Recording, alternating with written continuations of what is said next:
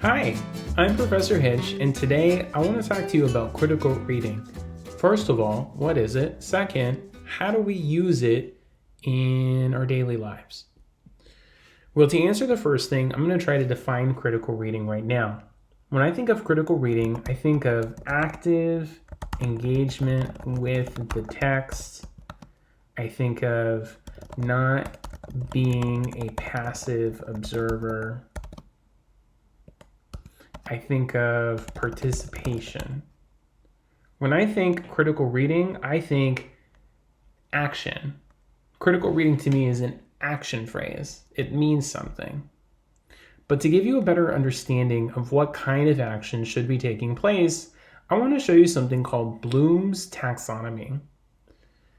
It is a visual representation of how learning works. The way to read it is that we all start at the purple, remembering. You can't do anything with new information if you don't remember it. So that's step one. Step two is understanding. You can't understand something you don't remember. Step three is applying. Step four is analyzing. Step five is evaluating. Step six is creating. So when I think of reading, what often comes to my mind is that if I only read to try to remember, I often forget. And if I only read to try to understand, then I'll remember, but I don't always understand what it is that I remembered. For me, the best kind of learning happens when I'm reading and trying to apply the information that I'm reading in real time, or when I'm analyzing the information that I'm reading, or evaluating or creating. If I am, for instance, evaluating, and that's a level 5 thing, the work that I'm reading as I'm reading it, then I will often later remember what I read. I will often understand what I read and be able to do application and analysis with a fair amount of ease. That's Bloom's taxonomy for you. I could give you a much longer explanation, but that's not why you tuned into this video. With that in mind, the idea that we shouldn't really be reading to remember, we shouldn't really be reading to understand, we should be applying, analyzing, or evaluating, which are all active things, much like critical reading is active. Applying, analyzing, and evaluating are also active things. You might now be thinking, how do we do that? Okay, it's great that I should be reading to evaluate, but what does that really mean? Well, one way that you can read more actively is by doing something called talking with the text. Sometimes you will see teachers abbreviate this as TWTT. TWIT is a sort of funny abbreviation for this. But talking with the text describes taking an active role while reading.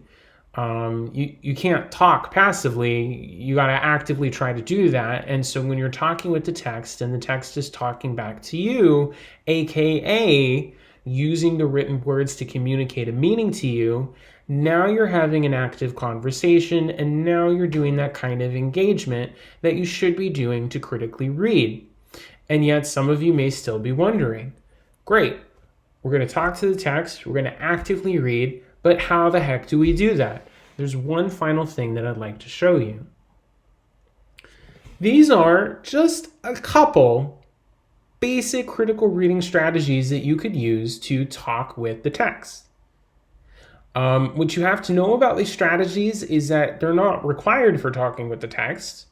They're not even required for critical thinking. Think of these strategies more like suggestions for you to try out. If you even only try out one of the things from this video, I would be super thrilled with that. So the first one is numbering paragraphs.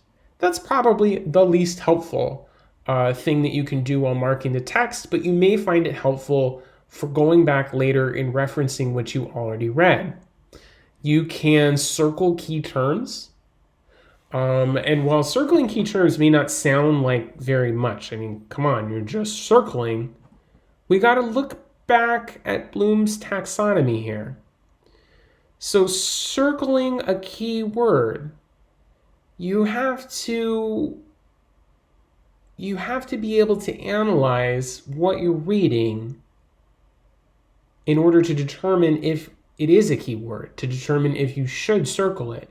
So if you're taking the extra effort to circle keywords, you're not remembering, you're not just understanding, you're not just applying, you're actually analyzing the text as you're reading it.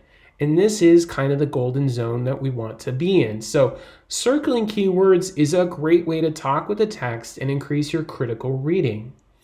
You can underline essential info.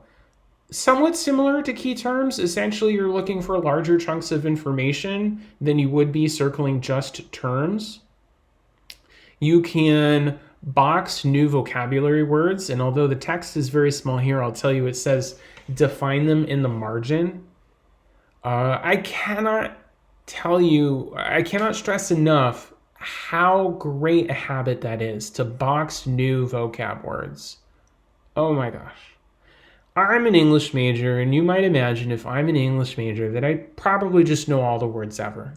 But let me tell you this, I learn new words each and every day by critically reading a variety of different texts. I check out the news. I read TV reviews. I play video games, so I read guides for video games. And there are so many different instances where I'm not even doing something for school, but I see a word that I don't know, pause, and I take a minute to look it up.